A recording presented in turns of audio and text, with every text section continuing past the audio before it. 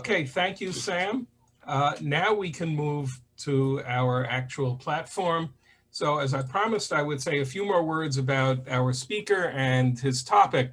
As a bit of preface, the unrepresentative nature at the federal level of the US government is well known. Created in the 18th century, the US Constitution vests an inordinate amount of power in the US Senate, a place where the vote of one person from Wyoming has the same weight as 70 people from California. A solution to that undemocratic arrangement that also dramatically alters the Electoral College was created by the Coalition to Hack the Senate, that's capital letters. Their solution, unlike others in the mainstream, does not require a constitutional amendment. Dwight Panozzo, the founder of the coalition, will speak to us about the coalition's idea. More information about the coalition and their proposal can be found at their website. I'll post it in the chat. A word about Dwight Panozzo, PhD, LCSW, that's licensed clinical social worker, is an adjunct assistant professor of social work at New York University and a clinician in private practice. His social justice work began with gun violence prevention protesting after the Sandy Hook massacre. It included work with the Brady campaign and Gays Against Guns. A problem solver by nature, Dwight recognized that nothing was being achieved at the federal level to stem gun violence, and in particular, the US Senate was the stumbling block. This led him to conceptualize the amalgamation and new state formation process, which lies at the heart of the Hack the Senate movement, which again, I will post the link to in the chat to learn more about that process. So without further ado, I hope that the summary that Dwight gave me to introduce him didn't take away too much of his own thunder, but it was his own doing if it did. Dwight, it's yours. Tell us about Hack the Senate. Good morning, everyone. Let me get the tech rolling here.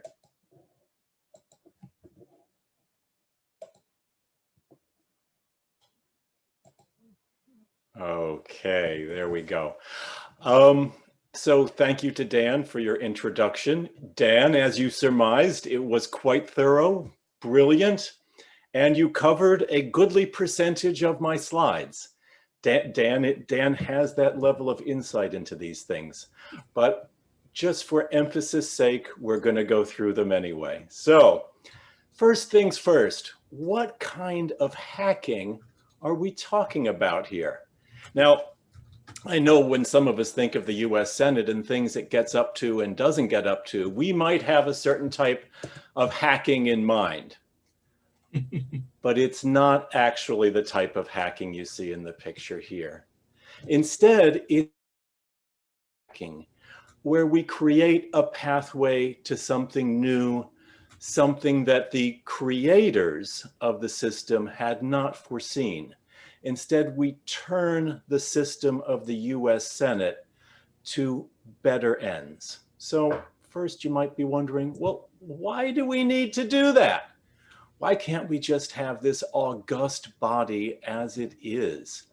Well, frankly, and most of you know this, the Senate basically serves to solidify the power of mostly white people who live in very small states and who tend to oppose evidence-based solutions to social policies.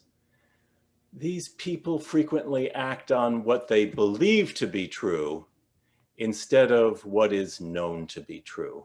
And this is very problematic, as you all know. So rather than lead our nation forward, the Senate keeps us tied in the past. Frankly, it oppresses. So as Dan mentioned, the Senate by design is deeply anti-democratic. That means that every state in the union, regardless of population, gets 2 senators.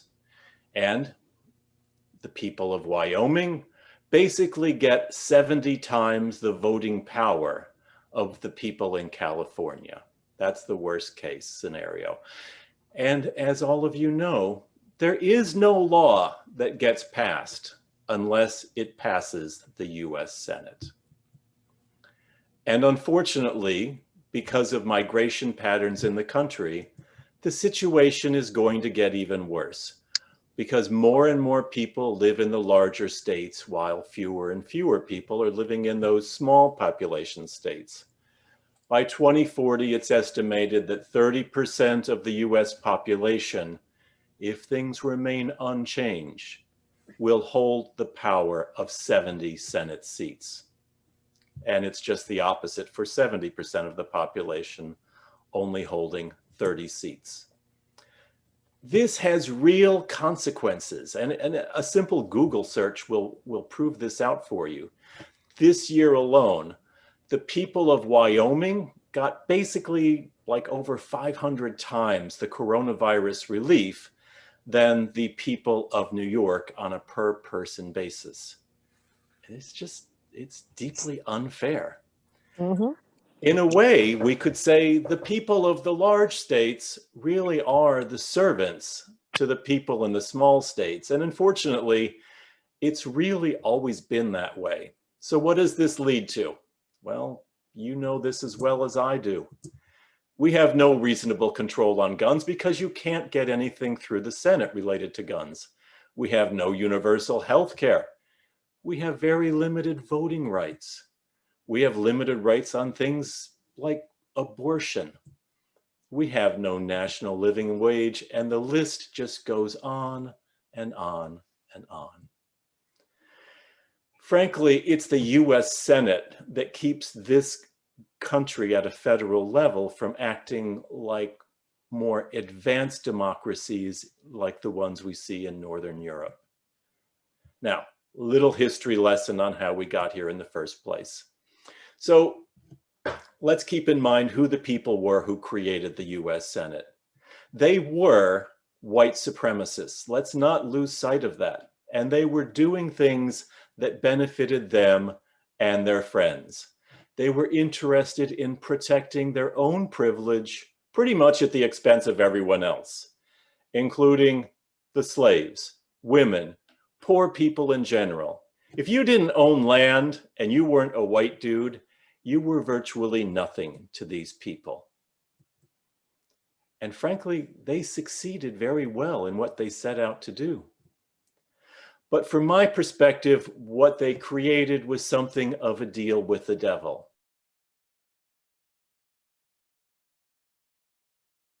Could not have the foresight to know exactly what they would create. And at the time, it's fairly well established that the small states and the slave states had the larger population states over a barrel. They simply could not get a federal government created without those states. And they couldn't foresee how the co-equal branch of the legislative part of the government, the House of Representatives, in the long run would become nothing more than a handmaiden for the Senate. But Mitch McConnell has certainly schooled all of us in that in the last couple of years.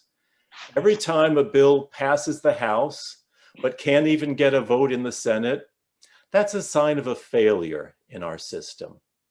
Now, I know a lot of people will step forward, maybe even some in our audience today, and say, hold on a minute, Dwight. The Senate serves important functions. There's even famous lines like, the Senate is the saucer that cools the cup of coffee, the hotness of emotion that boils up in the House of Representatives. And then you'll hear arguments like, well, hold on. Our state is very different from California. Our rights will be trampled on without our senators protecting us. But I want to check in with everyone on those arguments. Basically, whenever we say that we should have more rights than someone else, we're engaged in what's known as an informal logical fallacy. And it's called special pleading. We're saying there's something so special about me that I should have more than you. I should have more voting power than you. When we engage in that, we oppress everybody else. So, if we can agree that something needs to be done, then the question becomes, how do we fix this? Well, first, there's the absolute worst case way to fix it, and that's a revolution. And that's the worst option, because if you look at history, revolutions often lead to the imposition of despots, of politicians who are even less concerned with the common weal than the folks we have in Washington now. And lots of people get hurt and killed, and we don't want a solution like that. Then what you often also hear is, we need to change the Constitution, or you hear solutions that actually end up requiring changes to the Constitution. But friends, as most of you know, the Constitution is incredibly difficult to change. First, you need a vote of 2/3 of the senators and representatives in order to even get an amendment rolling. And then you need 3/4 of the states to sign on for that. And can we imagine a world in which 3/4 of the current small population states would say, oh, here, take away all this special privilege and power that I have? We know that's very, very unlikely to happen. So here is the solution that we came up with at the Coalition to Hack the Senate. You add more states, lots and lots of states. But if you see the slide, you see there's quotes around the word states, because they're not states the way you're used to thinking of. So I've also heard the argument over and over again, we just need to get Puerto Rico to become a state. We just need DC to become a state, and that will solve things. Well, it is really not the job of the people in Puerto Rico and DC, who, as we all know, tend to be Latinx or African American. It's not their job to fix the handiwork of white supremacists from the 18th century. It just isn't. And getting DC to become a state, that's apparently a very long, arduous process that would probably be tied up in the courts for years. And the power concentration of small states is going to continue to grow regardless of whether or not you bring Puerto Rico and DC into this. And really, the concept of Puerto Rico and DC becoming states is a fix for the Democratic Party. I am not here to shill for the Democratic Party. I am here to say that one person in this country should have one vote. And bringing in Puerto Rico and DC is not going to fix that underlying problem. Now, there are some solutions that exist out there, and we can check in on them, that don't involve my plan to hack the Senate. First, there's the question of, how did we get West Virginia? Well, we got West Virginia because Virginia went into insurrection, and a group of counties in the western part of the state said, we're not getting involved in this. And the Union said, we're going to give you a special treat for not getting involved in this. And they made West Virginia a state. There's been other suggestions, such as Tim Draper, the venture capitalist from California, who tried to float a couple of ballot initiatives to split California into 3 or 6 different states.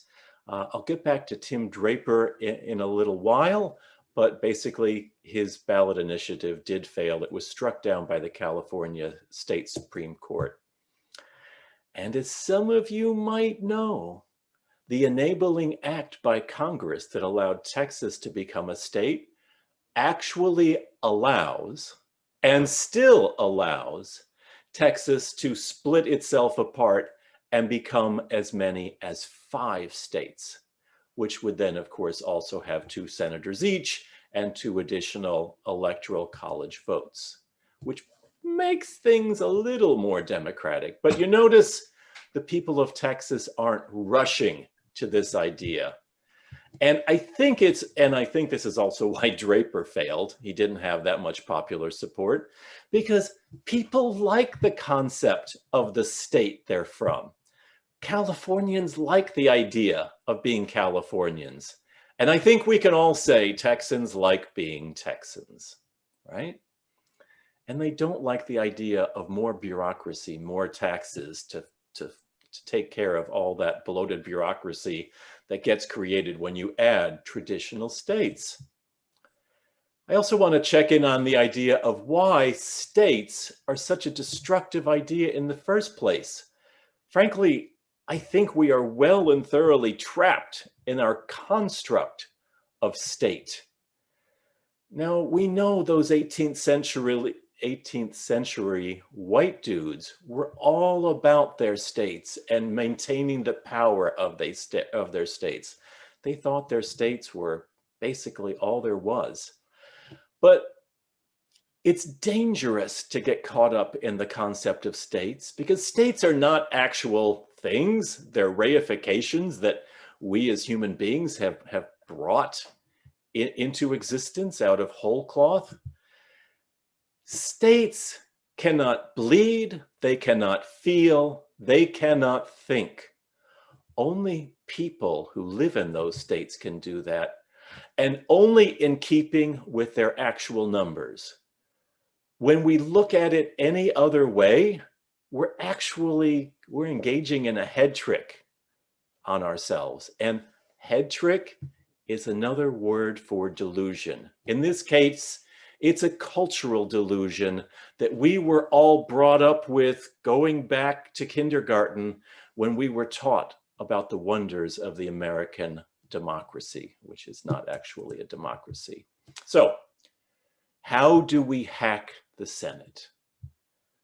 Well, we're going to have to hack the Senate using the tools that those white supremacists gave us in the first place. We create states following their rules, just not the kind of states you're used to thinking of. We create states based on actual population. And when you do that, you create a far more representative democracy at the federal level.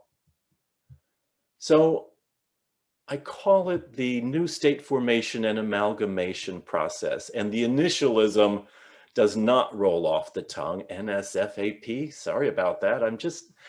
I have some interesting ideas, but let's face it, I'm really not all that creative when it comes to literary things. So, as I said, we would divide states who desire fair representation according to their population. Here's the formula. For every 1% of the decennial census population above 1%, create a new state. So in the case of New Jersey, which has approximately 2.34% of the population, you create 2 states. For now, we have Jersey and North Jersey because I said, I ain't no poet, right? Now, if this process were continued to all different states who have at least 2% of the current national population, we'd have some major changes. Yes, each gets to keep its current representatives, but they each get 2 new senators, and those 2 magical electoral votes as well come along for the trip. When you take it to its fullest application, you end up with 47 new states, 94 new senators, and 94 new electoral votes that are totally population-based. Wouldn't that change things up in this country? The secret to the whole thing is how the new states, in air quotes, amalgamate together to maintain their old identity. Obviously, you have to meet constitutional requirements. There are 2. Article 4, Section 3, Clause 1 of the U.S. Constitution must be met. New states may be admitted by the Congress into this union, but no new state shall be formed or erected within the jurisdiction of any other state, nor any state be formed by the junction of 2 or more states, or parts of states, without the consent of the legislature of the states concerned, as well as of the Congress. This, by the way, is where Tim Draper's concept failed miserably. He had a ballot initiative. It is not the people of California who have the constitutional authority to break the state of California up. It is the California legislature who has that power. And then there's one more constitutional requirement. And the notice of this one, I totally owe to our presider today, Dan, who pointed this one out to me months ago.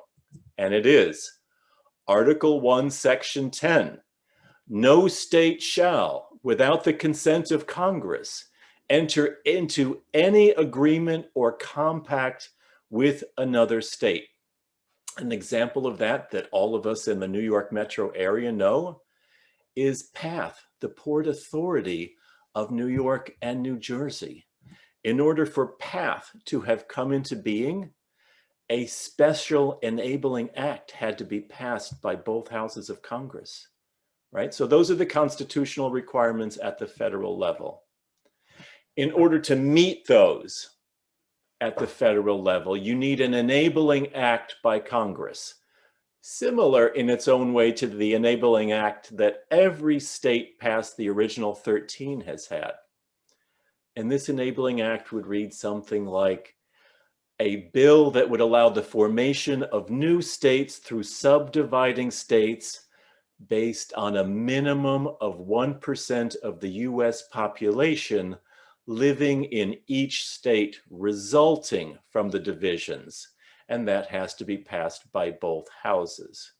The other turnkey mechanism goes back to Dan's point, and that's that the enabling bill would have to allow all of these new states permission to enter into compacts with and only with all the states resulting from the division of a particular state to allow for their governance as they see fit. That's federal enabling. So this amalgamation that I keep talking about, it requires rock solid state constitutions of these new air quotey states, because these new states would vest all the power of running their state to an amalgamation government that exactly duplicates the existing apparatus that we have in Trenton, right? The only thing that ends up changing is it's no longer the state of New Jersey, but the amalgamation of New Jersey, and it's composed of Jersey and North Jersey. Basically, all we're doing here is creating shell companies that leverage the existing US Constitution to devolve power to the people and away from the existing US Senate. Notice every local politician keeps their power. Everybody in Trenton keeps going on. Nobody's toes get stepped on at the state level. Only existing senators lose some of their power. And from my perspective, this becomes an acid test. Are these US senators willing to lose power to help the US population have a more democratic federal government, right? So nuts and bolts into the weeds. You translate all state functions into the amalgamation. Every office, agency, court, they all become amalgamation entities. You also put within the state constitutions some requirement that they can't spend very much money, maybe some small pittance like 0.1% on the running of the new air quotey state, right? The other thing that you embody within these new state constitutions is an incredibly high requirement to change the Constitution. Something like 75, maybe 80% of the voters would have to vote to change anything related to the amalgamation in order to actually leave it, right? You would probably also have baked into those state constitutions some turnkey mechanisms to reabsorb those new states back into the original state. Now, there probably are going to be pitfalls to this system. And some of those are literally unknowable. Some can be forecast, right? We can't know with clarity what awaits, but we can know with clarity what we're going to continue to get if we leave the system as it is, right? And the analogy I would offer up to you, would you say to a person who's been diagnosed with cancer, leave it alone, don't change it, it could make matters worse? No, of course you wouldn't say that. You would do everything in your power to make matters better, right? Now, how would we say that it's time to get back to an old New Jersey? Well, maybe when you get rid of that whole voting advantage thing where, you know, the people of Wyoming have 70 times the vote of the people of California. Frankly, from my perspective, you really need to abolish the Electoral College. The election of president really needs to be by popular vote and not by vote within each state. And maybe you just need to abolish the whole thing. Get rid of the Senate. Maybe it needs to be turned into something toothless like the House of Lords in Great Britain. When we as a nation are able to grapple with the concept of abolishing the US Senate, I, for one, would say we will have matured greatly as a society. We will have moved farther away from the current sanctification that we give to slave owners and their friends. And we do. And we'll understand that one person deserves one vote. And every other argument to the contrary, it's probably oppression, right? Now, let's check in on privilege. When I think about hacking the Senate, and when I feel like, you know, Dwight, there's way too many other things to check in on. Don't worry about hacking the Senate. But I check in and I say, look, this is obviously a very difficult task. But the same answers keep coming back to me over and over again. Middle class dude, middle class town, no gun violence to speak of, earning far more than a living wage, the things that impact so many Americans, I'm somewhat more insulated from. The effects of climate change aren't really making that much of a difference in my life either. But these are issues of my own privilege.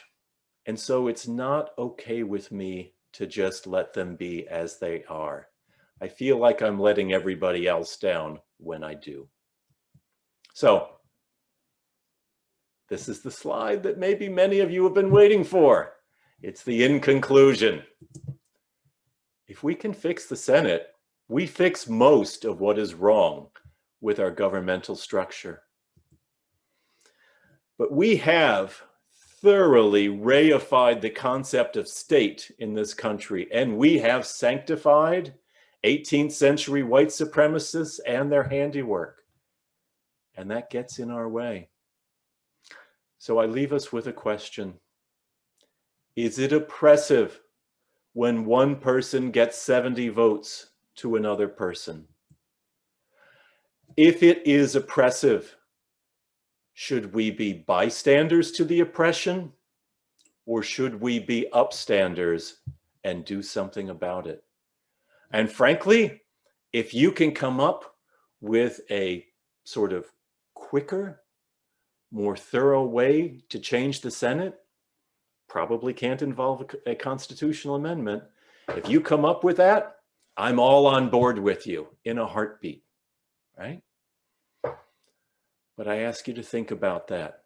Should we be bystanders? Should we be upstanders? So, thank you so much. Please stop by the website, join our contact list, like us on Facebook, follow us on Twitter. Twitter. Oh my God. And now I turn it back to Dan, and I'll stop the share. Thanks very much, Dwight, for a very both informative and thought-provoking and perhaps even action-provoking talk this morning. You do have time, I trust, for some questions and answers? I'm hoping. It's from the Q&A that I've been able to make my little modifications, little tweaks. Dan, as you know, it was from our Q&A months ago that I made some huge changes to the idea, right? So please go for it. Okay, so I see one hand up, and that's from Ginger Gordon. So Ginger, or perhaps that may be Jim Norman, yeah. Can you unmute yourself and go ahead and join? Yes, actually, it was for me. It wasn't the in conclusion. Someone else is talking. I don't know who it is. Yeah, hold it one sec.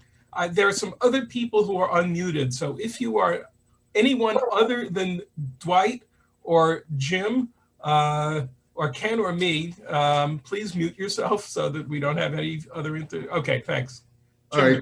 So it wasn't the in conclusion slide that I was waiting for. It was the slide that would tell me what would motivate the Senate to go along with the idea of hacking the Senate. This kind of change would require overcoming the same roadblock that now exists. I think it's a wonderful idea, but I don't think it's practical. I think a more practical approach would be the approach that was taken by those white dudes involved in the Great Compromise to begin with.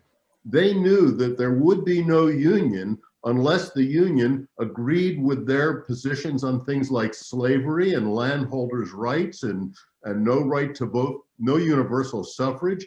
And they depended on that leverage to get what they wanted. I really think that the only way that we're going to get what we want is through something like what we're on the way to now, which is a completely unworkable, impractical method of governing in which some states, namely the most populated states with the least power, are so burdened that they simply can't tolerate it anymore, and in desperation have no recourse other than secession. And when that happens, there will be a new great compromise. But I don't see, frankly, the solution of the amalgamation of states, which would require all kinds of federal cooperation. I don't see it happening. Where's the slide that tells me how to make that happen? So thank you for your question, Jim. I would respond by asking you to consider the numbers. So my numbers require 50 senators and the vice president's vote, or 51 senators, in order to pass the Enabling Act, as well as a simple majority within the House of Representatives. Your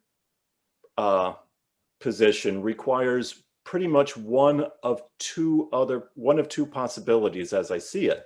One is constitutional amendment, which requires 2/3 of the existing Senate, which means 67. So numerically, 67 is a far higher bar than 50 or 51, right? Or when you say secession, you're talking revolution.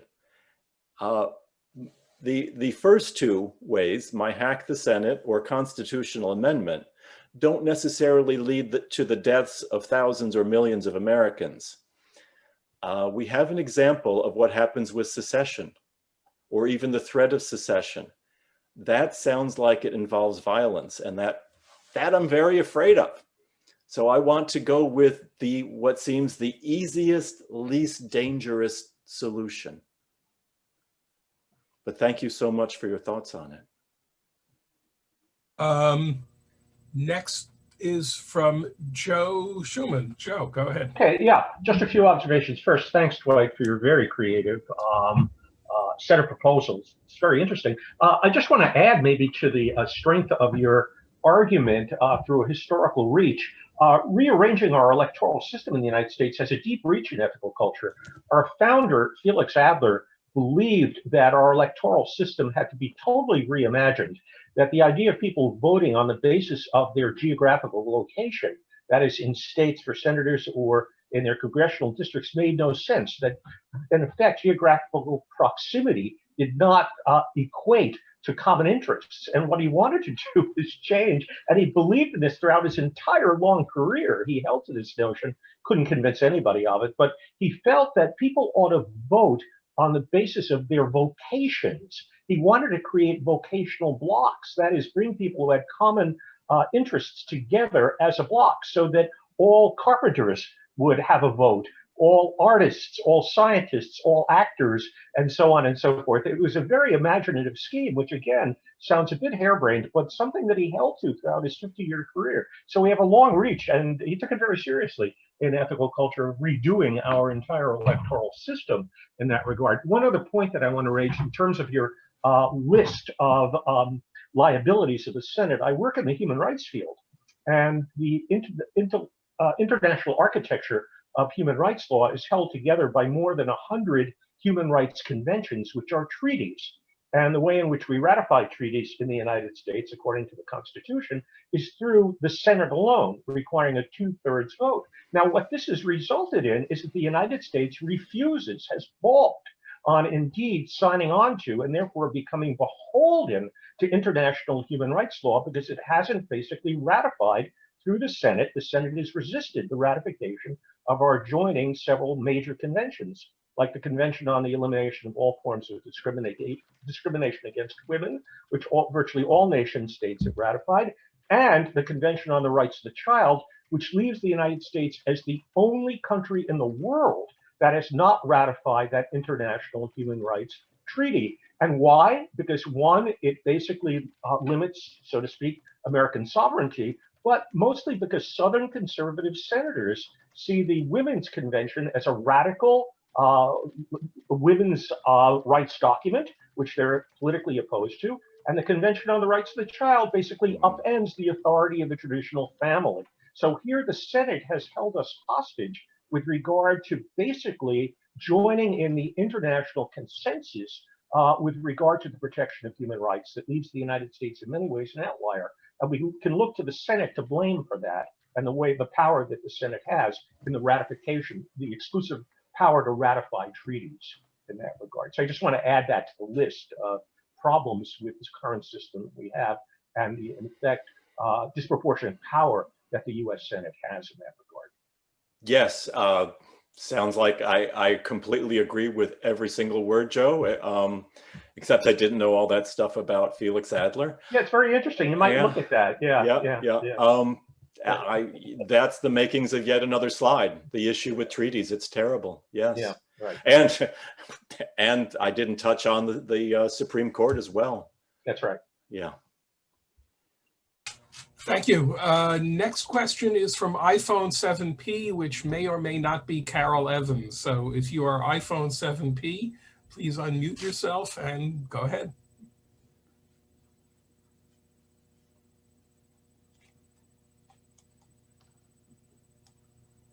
Do we have iPhone 7P? Yeah, right there. You can unmute. You're still muted. So if you, I see. Hi, there you go. I'm going to pass on this question for now and come back if that's okay. That's fine. Thank you. Next is Lucy Lettuce. Lucy. Okay, this may sound simplistic, and it might also indicate that I have not interpreted your comments correctly or fully understood them, but you seem to be assuming a certain kind of altruism, and that people like us who live a privileged life in suburban New Jersey, that we will, some of us will, but that all of us will fight for the interests of people in different areas. So will my neighbors down the street be long-sighted enough to care about the flourishing well-being of a cattle farmer out west? how do you address that? And what do Ye- you tell a farmer who's scared about people like me governing, their everyday life? I mean, So I would be empathetic, and I would see also that the cow farmer is important to me, cattle farmer, but most people aren't long-sighted in that way. Lucy, your point is very well made. You've seen right into the crux of something that I purposefully don't touch on there, because the parallel is weak, but the parallel exists. And the parallel is to slavery.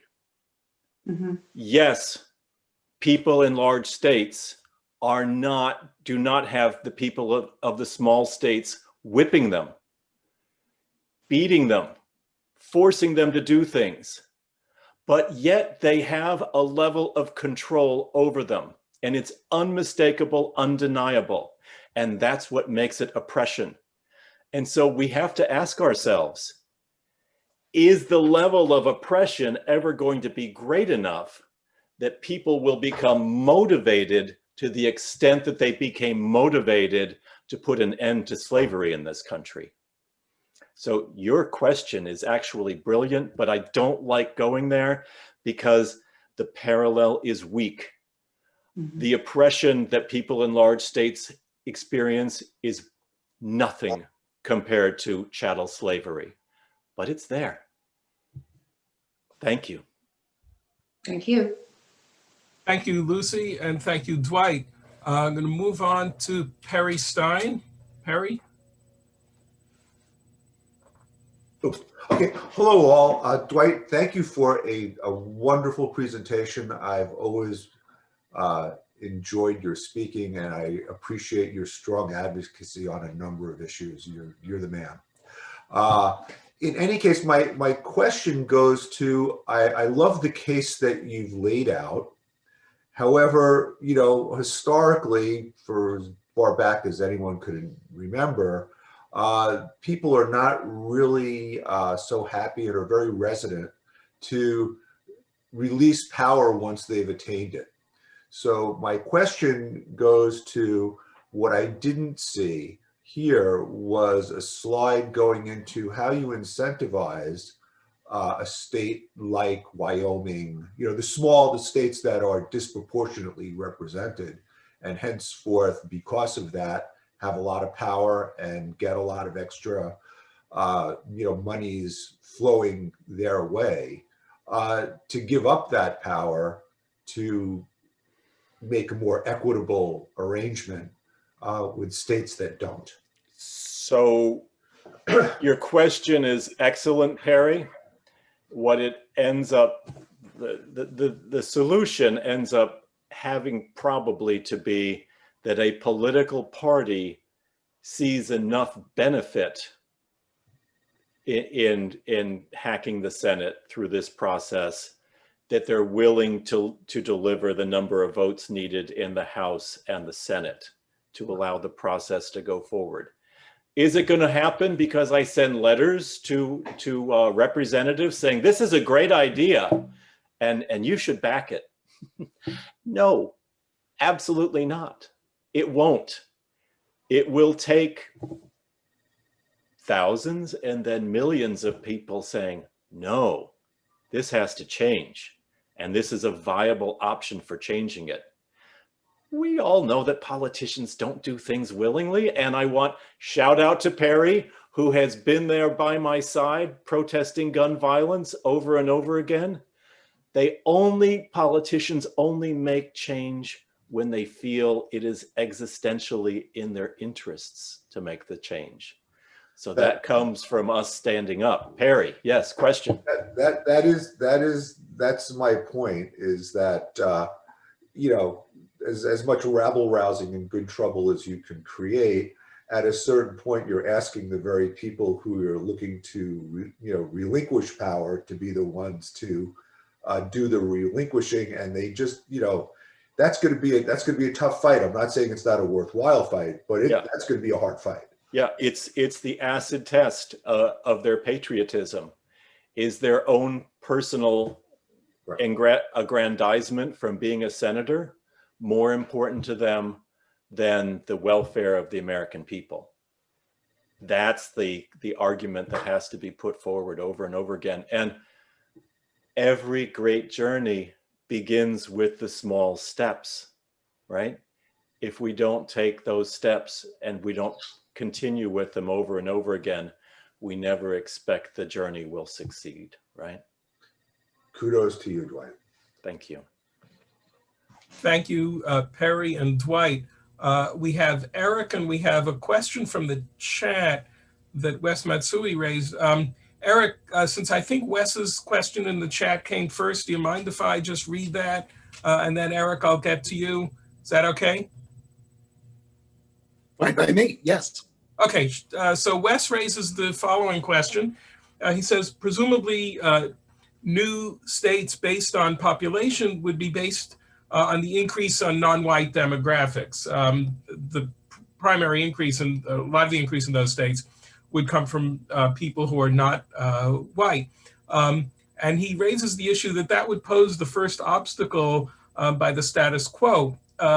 If that obstacle was cleared, how would the scare quotes redistricting be done without gerrymandering? In other words, as you create the new states, what's to stop them from being gerrymandered in ways that might not have the benefit of increasing breadth of representation?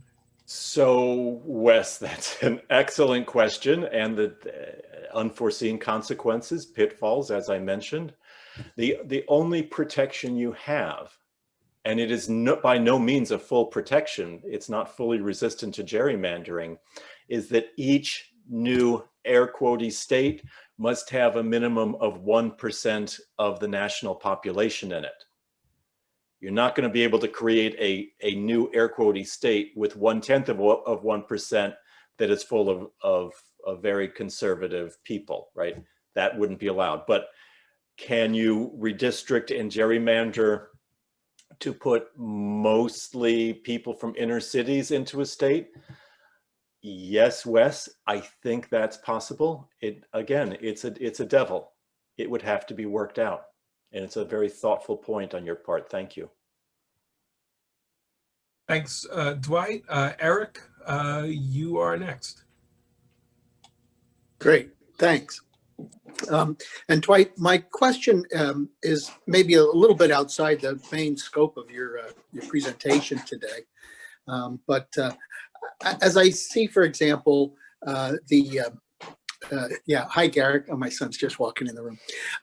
As I see the divisions that we face in the country right now, that it seems that the problem is more of the polarization that we see between, again, middle America, flyover states, and the coastal states, as well as, the different agrarian versus financial centers and things like that. But I also see that just as part of this polarization was created with the shifting of people moving to the cities, with the people now working remotely and being able to work from home, there's, I think, going to be more of a shift back to the central states. And I guess what I'm trying to get at is, rather than polarization, the same homogenization of political thought, let's say, that might make such a proposal as yours possible, would also make it moot, right? I mean, if we were all sort of in a more similar frame of mind, then this wouldn't be an issue. So I guess my question for you is, what can we do, for example, to try to come up with a more synthetic approach that will reconcile some of these polarizations that we see in this country, and so pave the way for the type of proposal that you're making? Well, you're right. It goes very far afield, but I'm, you know me, Eric, I'm unfortunately happy to weigh in. I wish I had remembered and maybe Dan may actually remember this because I'm sure he reads the New York Times on a regular basis, but there was an op-ed probably 2 weeks ago. I can't remember if the person was a thought leader, a politician, a writer.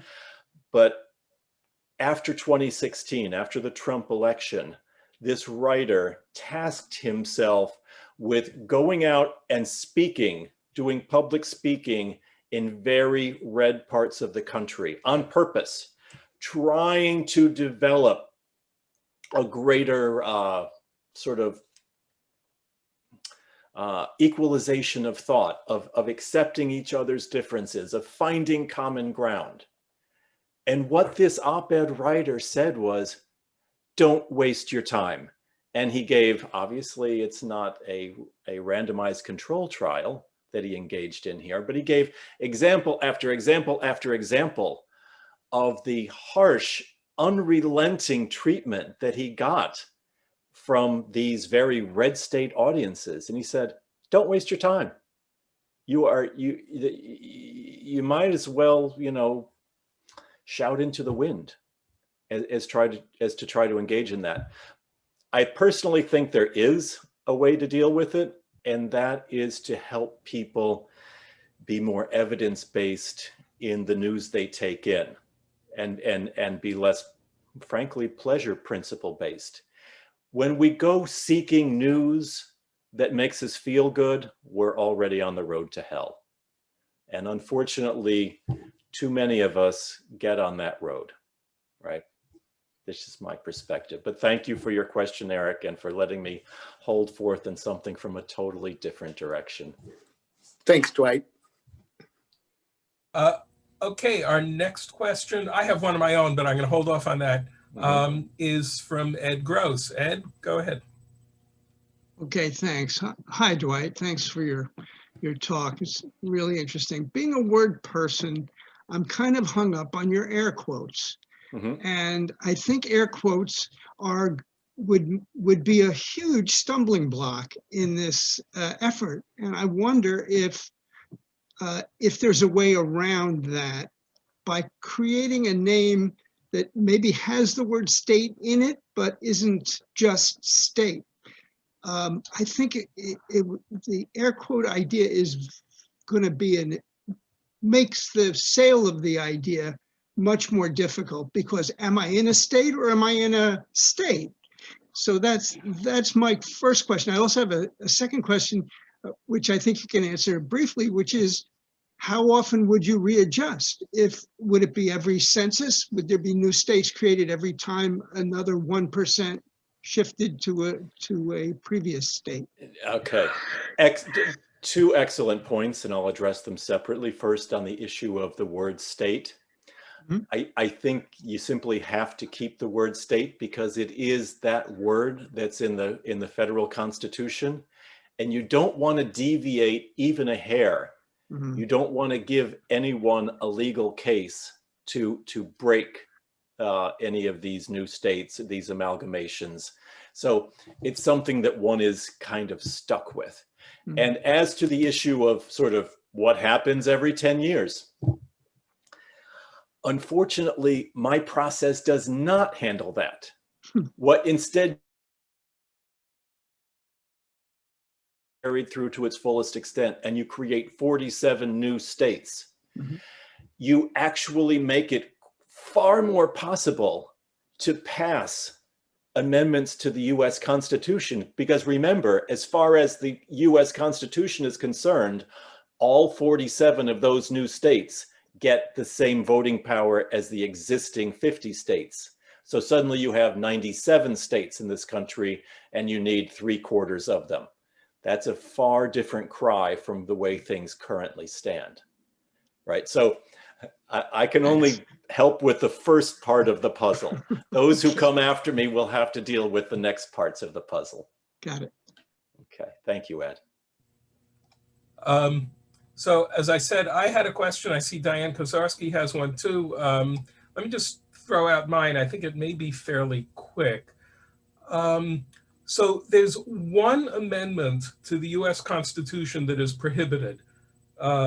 And if you look at Article, I forget if it's 6 or 5, which provides for amending the Constitution, there's one amendment that is not allowed, even it doesn't matter majorities or anything else. And that amendment is anything that would deprive any state of its equal representation in the Senate without its consent. So in other words, you could increase all the states, existing states, to 3 senators, that would be okay, or decrease them to 1 senator, or you could presumably even eliminate the Senate completely. But you couldn't do anything that would change that would say one state would have more senators than another.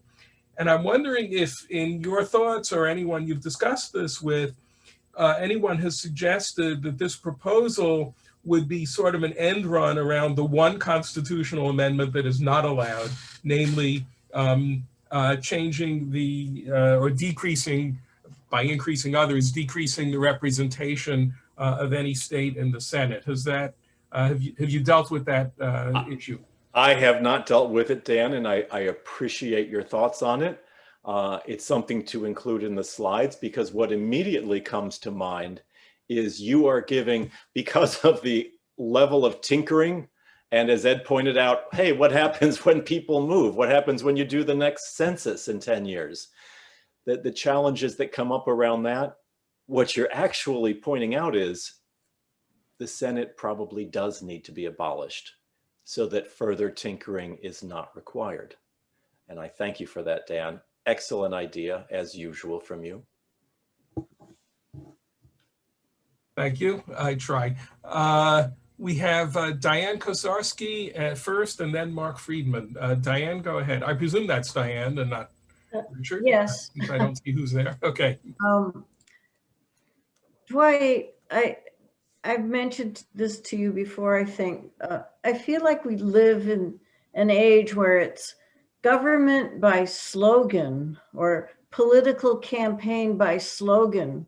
If you can't boil your idea into a bumper sticker, a short sentence, you can't get any traction. We're an unusual group of people. We're willing to listen to a very detailed analysis and adjudication of this idea. Most voters in the United States are not like that. And a slogan can go so wrong, like defund the police. Do you picture a campaign that can explain your idea to reasonable people? That, you know, how can you get beyond just needing a slogan to get a toehold? So I think that you're on board with the slogan, Diane. Well, hack the Senate. I mean, I'm an old coot, you know, so it felt like trying to plant a virus in the Senate computers. So right there, I was like coming up against a wall. So what I would say immediately is to make an advertisement to everyone to go to hackthesenate.org when we conclude today, and go click on the top menu button that says join us and fill out the contact form so that you'll be on the email list, because I need people like Diane to come up with that marketing campaign, right? As I said before, I am not that creative. I have an occasional okay idea, but I am not a literary scholar by any means, or a good marketer, right? So yes, Diane, it does need better marketing. Absolutely. I'm counting on you to go to hackthesenate.org and do the join us. Okay. Thanks to Diane. One last question. I'm watching the time. Mark Friedman, you get the last question. Go ahead.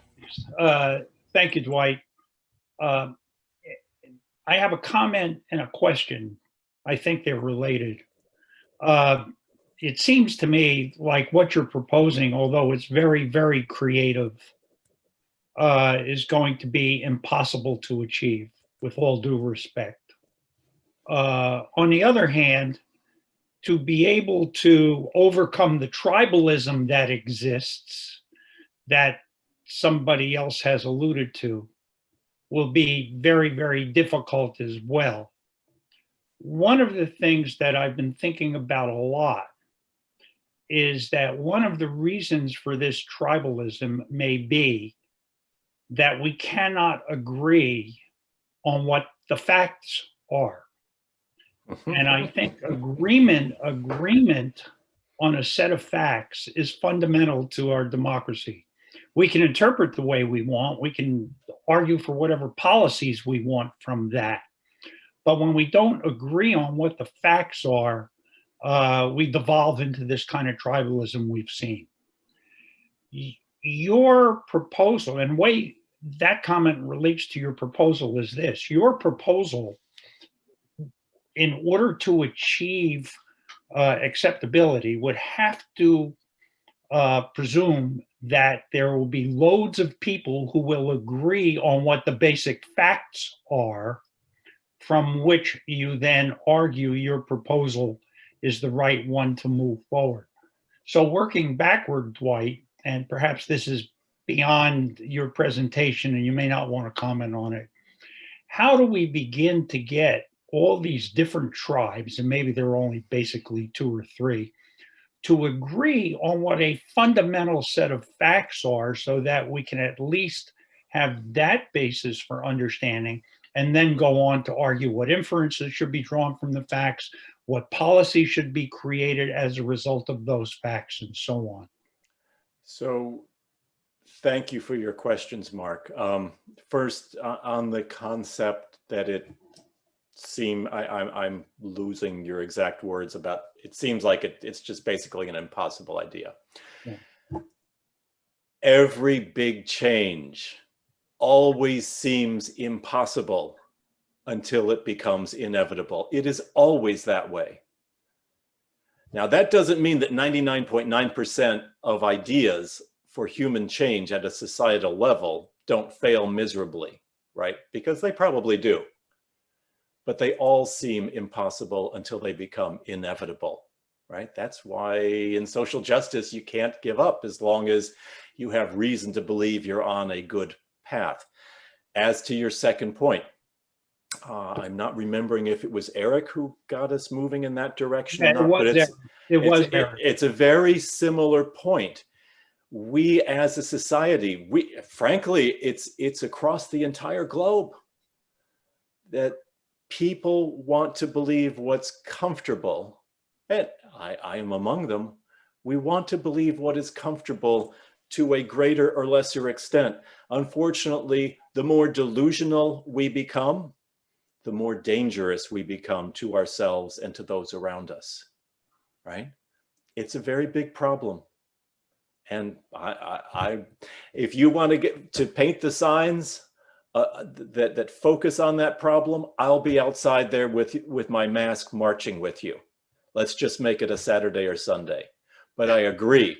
And frankly, let's start outside Fox News, right? The misery that has been caused by Rupert Murdoch, and frankly, every person who engages in that enterprise, it's horrendous. People have lost their lives because of Fox News. There's no getting around it, right? Thank you, Mark.